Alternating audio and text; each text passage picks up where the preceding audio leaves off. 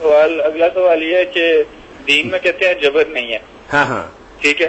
اب یہاں پہ میں اس کی طرح وضاحت چاہتا ہوں کہ دیکھیں حضور صلی اللہ علیہ وسلم کی وفات کے بعد کچھ لوگوں نے زکوٰۃ دینے سے انکار کر دیا. جی جی ٹھیک ہے. تو حضرت ابوبکر نے ان کے خلاف جو ہے وہ جنگ کی. تو پھر اب ہم کیسے کہہ سکتے ہیں کہ بھئی ہم دین میں جبر نہیں ہے، جبکہ دیکھیں اور اس میں بس آپ کا سوال سمجھ گئے. میں سوال جب شروع کرتے سمجھ جاتا ہوں، لمبا نہ کیا کرے کہ وقت تھوڑا. آپ یقین جانیں جتنا قرآن مجید کی اس آیت کے ساتھ لوگوں نے ظلم کیا نا کہ دین میں جبر نہیں، کسی آیت کے ساتھ ظلم نہیں کیا. اس آیت کا مذاق اڑایا گیا کہ جو دین جبر سے بھرا ہوا شروع سے آخر تک قرآن کہ چوروں کے ہاتھ کاٹ دو، زانیوں کو کوڑے مارو، ایسے مرتدوں کو قتل کرو، اور جو زکوٰۃ نہیں دیتے ان کے خلاف جنگ کرو، اس قرآن پر تم لگا رہے ہیں کہ اس میں جبر نہیں. یعنی قانون جو ہے نا ہے ہی کوئی نہیں، جس کا جی چاہے کرے. یہ ہے اسلام.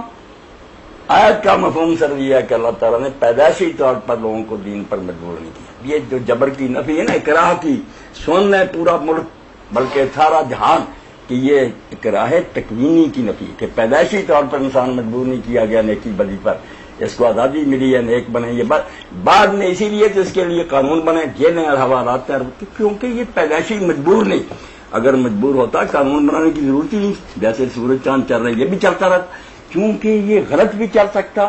اس کے لیے جبر کی ضرورت پڑی کہ جیلیں بنائی جائیں، پولیس اور فوج بنائی جائے. قرآن نے بھی کوڑے اور فریبے، اور قرآن تو کہتا ہے اس کے لیے جبر چاہیے کیونکہ یہ گمراہ ہو سکتا ہے. ایت کا معنی یہ صرف کہ یہ تقدیر کی طرف سے مجبور نہیں ہے. دین مجبور تو کرے گا، جو اسلام قبول کرے گا وہ کہ بعد میں کچھ نہیں کرنا میں نے اس پر. ایسا ہو سکتا ایک سے اس فوج میں بھرتی نہیں ہونا چاہتا نہ ہو، جب ہو گیا اب وہ کیا میں قوانین کی پابندی نہیں کروں، کورٹ مارشل تو ہوگا. تو اس آیت کے بارے میں خدا کے لیے توبہ کریں سب لوگ کہ دین میں جبر ہے. دین جبر سے بھرا ہوا، بالکل تلوار لٹک رہی ہے سر پر کہ جو ایسا کرے گا اڑا دیا جائے گا. صرف یہ کہ پیدائشی طور پر دوسری چیزوں کی طرح یہ مجبور پیدا نہیں کیا.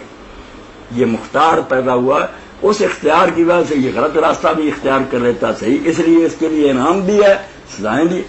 یعنی یہ ثابت کر رہی ہے کہ جبر کی ضرورت اس لیے پڑی انسان کے لیے کہ یہ تقدیر کی طرف سے جکڑا ہوا نہیں تھا. جکڑا ہوا ہوتا تو اس کے لیے بھی کوئی قانون نہ ہوتے، مگر اب اس کے لیے ہیں. یہ آپ کو الکشاف جو ہے امام مشری کی پڑھنی چاہیے. صرف اس نے نقطہ سمجھا، ورنہ لوگوں نے مذاق بنا رہا کہ سارا قرآن و سنت سزاؤں سے بھرا ہوا. کہتے ہیں جبر ہی نہیں ہے، کھیل بنا ہوا. یہاں تو جو شخص نماز نہیں پڑھے گا اس کے لیے 3 امام تو کہتے ہیں سر اڑا دو، قتل. ایک کہتا ہے کہ حد سے دعام کرو، جیل میں بند کرو، روزانہ کوڑے صبح سے شام تک برستے رہے، لہو لہان ہوتا رہے، یا اگلی نماز تو شروع کر دے مر جائے. کون چھٹی دیتا کہ اسلام لے اور بعد میں مزے کرتے رہو. یہ بات واضح